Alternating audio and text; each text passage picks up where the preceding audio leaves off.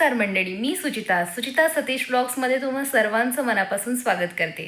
मी एक आई आहे, एक हाऊसवाईफ आहे, सोबतच डायटिशियनसुद्धा आहे. त्यामुळे माझ्या ब्लॉग्स बघताना तुम्ही खूप काही गोष्टी शिकू शकता अबाउट डाएट.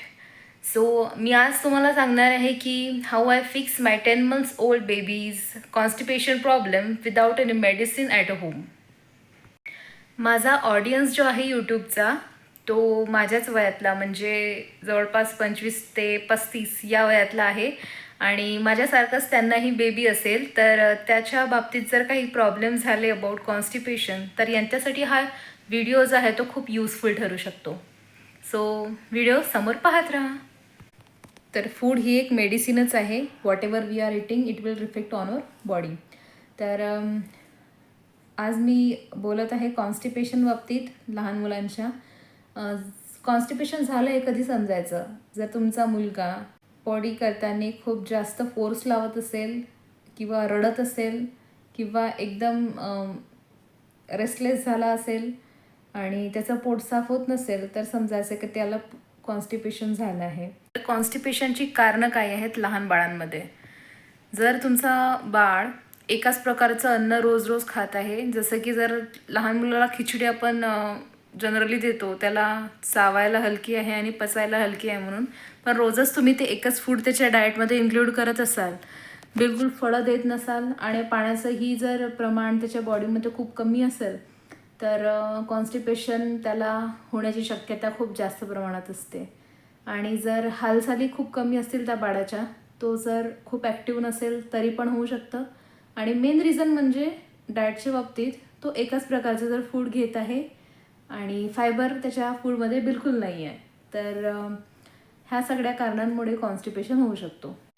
तर हे फिक्स करायसाठी आपल्याला काय करायचं आहे? एक म्हणजे भरपूर फायबर त्याच्या डाएटमध्ये आपल्याला इन्क्लूड करायचं आहे.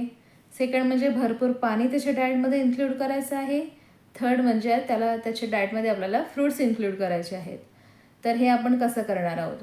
सपोज मी नाश्त्यापासून जर घेतलं तर नाश्त्यामध्ये फायबर रिच आपण जर म्हटलं तर आपल्या इंडियन डाएटमध्ये तर भात भाजी पोळी याच्याशिवाय आपण दुसरं काही खात नाही. पण जर फायबर रिच फूड पाहिजे आहे तर ब्रेकफास्टमध्ये तुम्ही त्याला ओट्स देऊ शकता. ओट्स छान मिक्सरमध्ये बारीक करून, व्हेजिटेबल्स तर पाहिजेच आहेत आपल्याला, त्याच्यामुळे कांदा टोमॅटो याची फोडणी देऊन ते मिक्सरमध्ये बारीक केलेलं ओट्स त्याच्यात घालायचं, मग पाणी घालून छान स्लरी फॉर्म करायची आणि शिजू द्यायचं. म्हणजे एक छान खीरच्या कन्सिस्टन्सीचं पदार्थ तयार होईल. ते तुम्ही त्याला खायला देऊ शकता ब्रेकफास्टमध्ये. त्याच्यानंतर जेवणात तुम्ही नॉर्मल भात देता, तो थोडा कमी प्रमाणात द्या. आणि जर पोळी खात असेल तर ते तुम्ही देऊ शकता. भातापेक्षा पोळीमध्ये फायबर जास्त आहे कम्पॅरेटिव्हली. आणि दुपारच्या जेवणामध्ये एक फळ इन्क्लूड करा, सॉफ्ट, ते जे खाऊ शकतो. किंवा गाजर वगैरे असते त्याला तुम्ही स्टीम करून देऊ शकता, ग्रेड करून देऊ शकता. किंवा मग आंबा आहे, बनाना आहे, किवी आहे, पुन्हा ड्रॅगन फ्रूट आहे. ह्या गोष्टी तुम्ही त्याच्या जेवणामध्ये इन्क्लूड करू शकता, ज्या मी पण केल्या आहेत माझ्या बाळाच्या जेवणामध्ये इन्क्लूड.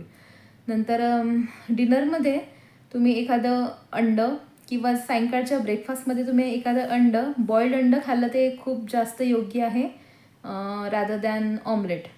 सो बॉईल अंडं त्यांना ते खायला एक हलकं होऊन जातं आणि सॉफ्ट असतं, त्याच्यामुळे ते लवकर लवकर खाऊ शकतात. डिनरमध्ये पण भात अवॉइड करा. जर खातच नसेल तो खिचडी वगैरे ह्याच गोष्टी जर खात असेल तर ते थोड्या प्रमाणात देणं चांगलं आहे.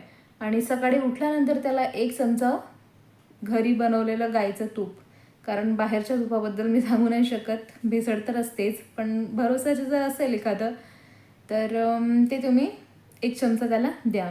पुन्हा भरपूर पाणी प्यायला द्या दिवसभरात. याच्यामुळे कॉन्स्टिपेशनचा प्रॉब्लेम फिक्स होणारच 100%. आणि जर याच्यातही काही नाहीच झालं तर मग तुम्ही वाटल्यास डॉक्टरांचा सल्ला देऊ शकता. पण मी एक्सपिरियन्स केलेला आहे आणि बिलकुल 2 दिवसात फरक जाणवला त्याला. त्याच्यामुळे मी तुमच्यासोबत ही माहिती शेअर करत आहे. I hope it will helps to you.